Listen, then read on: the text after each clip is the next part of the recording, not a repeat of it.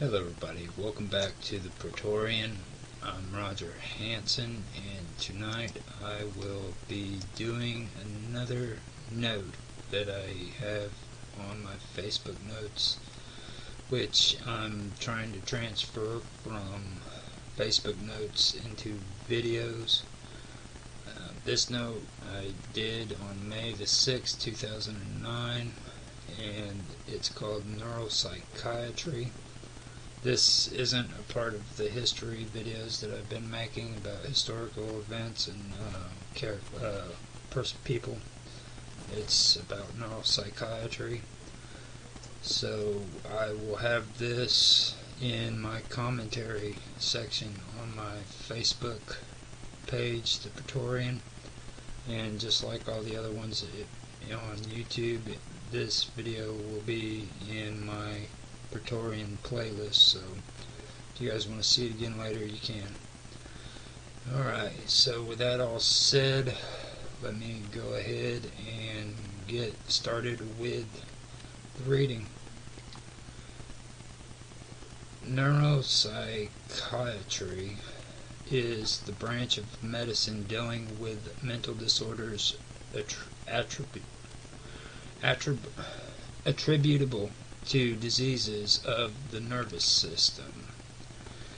It preceded the current disciplines of psychiatry and neurology, in as much as psychiatrists and neurologists had a common training.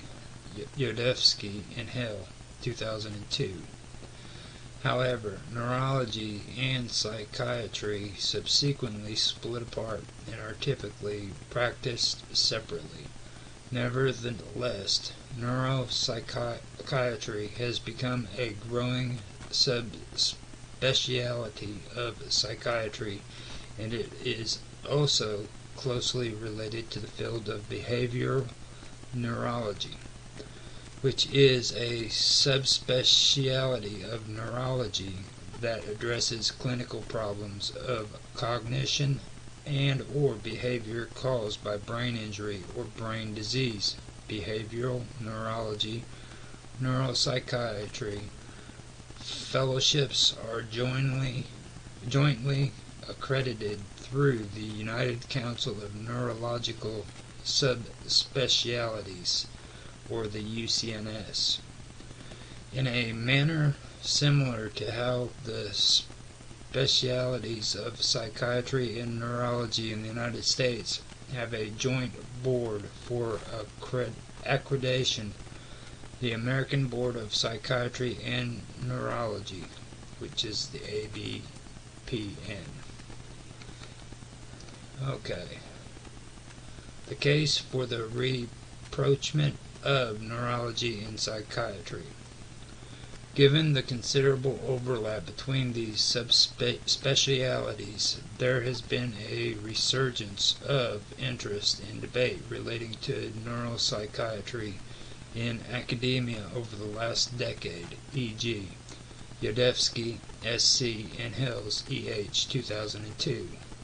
Neuropsychiatry and the Future of Psychiatry and Neurology, American Journal of Psychiatry, 159-8, 1261-1264. Price, B.H., Adam, R.D., and Cole, J.T., 2000. Neurology and Psychiatry, Closing the Great Divide, Neurology, 54-1, 8-14. Martin, J.B., 2002. The Integration of Neurology, Psychiatry, and Neuroscience in the 21st Century, American Journal of Psychiatry, 159, 5, 695 through 704. Kindler, K.S., 2005. Towards a Philosophical Structure for Psychiatry, American Journal of Psychiatry, 162, 443 through 440. Most of this work argues for the rapprochement of neurology and psychiatry forming a specialty above and beyond the subspecialty of psychiatry. For example, Professor Joseph B. Martin, Dean of Harvard Medical School and a neurologist by training, has summarized the argument for reunion. The separation of the two categories is arbitrary, often influenced by beliefs rather than proven scientific observations. And the fact that the brain and mind are one makes the separation artificial anyway. Martin, 2002. This point and some of other major arguments are detailed below.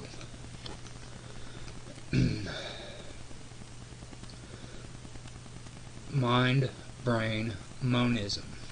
Neurologists have focused objectively on organic nervous system pathology, especially of the brain, whereas psychiatrists have laid claim to illness of the mind.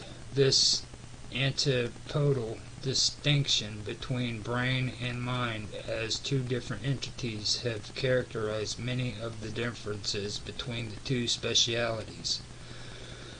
However, it is argued that this division is simply not veridical.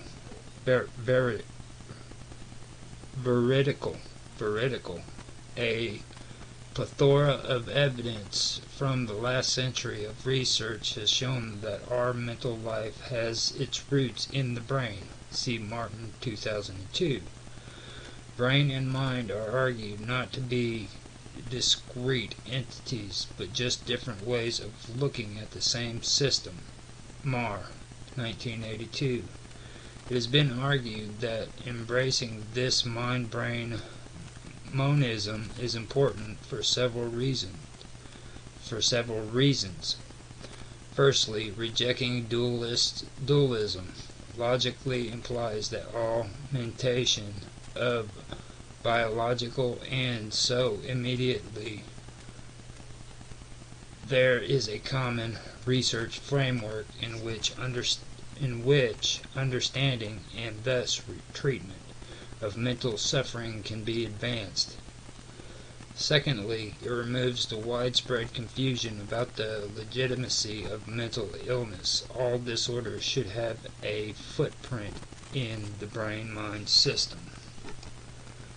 In sum, one reason for the division between the psychiatry and neurology was the difference between mind or first-person experience and brain. That this difference is artificial is taken as good support for a merge between these specialities. Causal pluralism. Another broad reason for the divide is that neurology traditionally looks at the causes of disorders from an inside-the-skin perspective, neuropathology, genetics, whereas psychiatry looks at outside-the-skin causation, personal, interpersonal, cultural. Kendler, 2005. This dichotomy is argued not to be instructive, and authors have argued that it is better conceptualized as two ends of a causal continuum, e.g. Kendler, 2005. The benefits of this position are, firstly, understanding of etiology will be enriched, in particular between brain and environment. One example is eating disorders, which have been found to have some neuropathology. Ural and Treasure, 2005, but also show increased incidence in rural Fijian schoolgirls after exposure to television. Becker, 2004. Another example is schizophrenia, the risk for which many can considerably reduce in healthy family environment. Teneri et al. 2004. Secondly, it is argued that some augmented understanding of etiology will lead to better remediation and rehabilitation strategies through an understanding of the different levels in the causal process where one can intervene. Indeed, it may be that non-organic interventions like cognitive behavior therapy, CBT, better attenuate disorders alone or in conjunction with drugs. Linder, 2006. Demonstration of how psychotherapy has neurobiological commonalities with pharmacotherapy is a pertinent example of this and is encouraging from a patient perspective, as the potentiality for pernicious side effects is decreased while self-efficacy is decreased or increased. In sum, the argument is that an understanding of the mental disorder must not only have a specific knowledge of brain constituents and genetics inside the skin, but also the context outside the skin in which these parts operate. Koch and Laurent, 1999. Only by joining neurology and psychiatry, it is argued, can this nexus be used to reduce human suffering. Hitherto, psychiatric disorders have organic basis. To further sketch psychiatry's history shows a departure from structural neuropathology, relying more upon ideology. Sapshin, 1990. A good example of this is Tourette syndromes, which Ferenczi, 1922, although never having seen a Tourette patient, suggested was the symbolic expression of masturbation caused by sexual repression. However, stating with the efficacy of neuroleptic drugs in attenuating symptoms, Shapiro and Wayne, 1973. The syndrome has gained pathopsychological support, e.g. Singer, 1997, and is hypothesized to have a genetic basis based on its high inheritability. Robertson, 2000. This trend can be seen for many hitherto traditionally psychiatric disorders, Table 1, and is argued to support reuniting neurology and psychiatry because both are dealing with disorders of the same system. Table 1. Linking traditional psychiatric symptoms to brain structures and genetic abnormalities. This table is in no way exhaustive, but aims to show some of the neurological bases to hitherto psychiatric symptoms. Psychiatric symptoms, e.g. traditional psychiatric explanation, e.g. neural correlates source depression, narcissist limbic cortical dysregulation, Mayberg, 1997. Obsessive compulsive disorder, poor maternal parenting, frontal, subcortical circuitry, right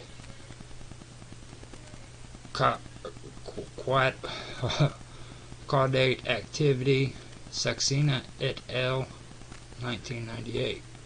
Gazamo, Garan, Sotullo, and Ortuno, 2002.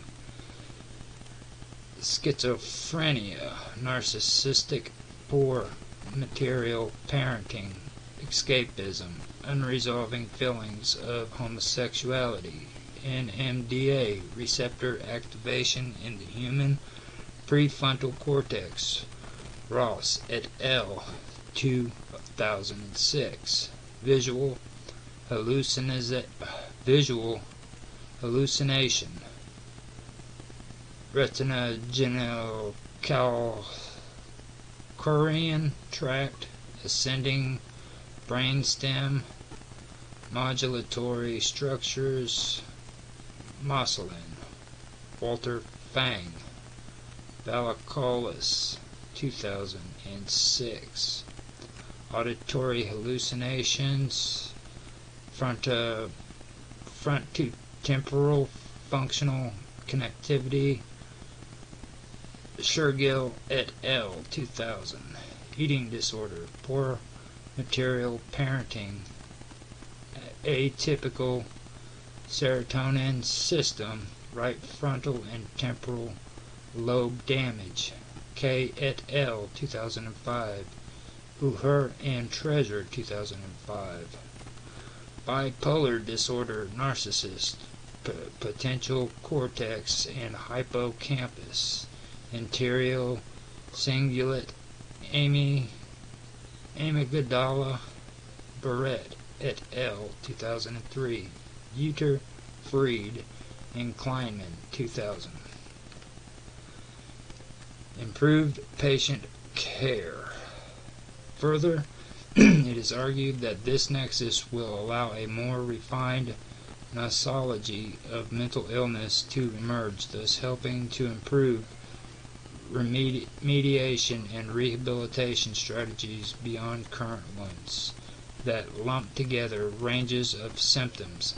However, it cuts both ways. Traditionally, neurological disorders like Parkinson's disease are being recognized for their high incidence of traditionally psychiatric symptoms like psychosis and depression. Lerner and Whitehouse, 2002.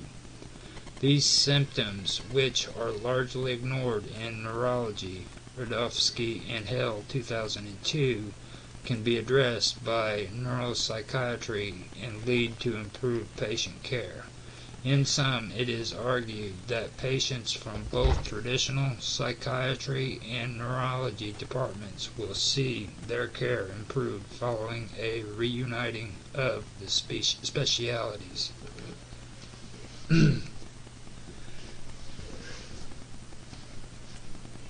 Better management model. Schiffer et al., 2004, argue that there are good management and financial reasons for rapprochement. The case for maintaining the separation of neurology and psychology. No psychiatric disorder has been completely mapped. The fact that no complete syndrome has been mapped in the brain or genome is used to suggest that psychiatric disorders are not bona fide and should thus be kept separate, e.g. Bogman and Hovey, 2006. On this issue, it is worth remembering that research into the neural correlates of psychiatric disorders is in its infancy. The answers may still be to come. One reason why they may not have been found so far is that complex mental disorders may result from minute and intricate brain-wide damage and complicated gene environment interactions, which are only beginning to be understood. Disorders may not exist as tidy, localized neurodysfunction or genetic abnormalities, but multifactorial brain-wide disorders which complex interactions between environment and genetics, e.g. Green, 2001. Such distributed dysfunctions may not be resolved in the living brain with current technology, e.g. Disparate behavioral disorders have been linked to identical neurodysfunction with imaging but show significant organic differences following neurohistorical analysis. Rimple, Clower et al. 1996, where psychopathology is extremely small and distributed, or neural tissue is actually healthy, it may be distributed information processing that should be studied, e.g. Bill Halligan and Ellis, 2006. Work on cognitive deficiency in delusions. Alright. I forgot to put my glasses on. Okay, pragmatic issues. The extent to which neuropsychiatry is practically possible has been questioned, as Sakdev 2005 has noted. Psychiatrists and neurologists operate very different patient management strategies, which are skills honed by years of experience. Neurologist clinical examination skills, empiricism, objectively surgery. Psychiatrist rich descriptive of mental phenomena will develop interviewing skills, understanding multiple causation, appreciation of individual differences, impersonal contexts, psychological and behavioral therapies. Sakdev suggests to join them may be to dilute them both. Further, the ability to maintain a competent knowledge and skill base for both neurology and psychiatry with the advent of the inexorable increase in scientific knowledge may not be possible. Summary of the arguments for neuropsychiatry. Diseases of the body have a physical manifestation that can often be caused by internal factors, external factors, or a combination of the two. Mental disorders should be no different, and when together, neurology and psychiatry's aim was to show that this was the case. Psychiatry departed the Union-preferred ideology over empiricism, including very environmental-based etiology, as well as espousing that the mind was something fundamentally different from the brain. Neurologists, however, finding no psychopathology for certain disorders, left them to the psychiatrists while themselves pursuing the diseases with clear physiopathology. However, the cleavage between mind and brain in the causal dichotomies are argued not to be veridicular. Psychiatric disorders are increasingly showing organic manifestations and demonstrating causation for something as distant as culture. Thus, the reason for the initial division are argued not to be useful or real ones. the two specialities are both dealing with disorders of the same system. Biology, psychology, and behavioral neurology show how the boundaries are being blurred. It is argued that there can be no objection to a reunion of philosophical and scientific grounds. However, there may be reasons to question whether neuropsychiatry would be practically possible. The difference in patient management, knowledge base, and skilled competency between neurology and psychiatry means that being proficient in both may be impossible. Alright,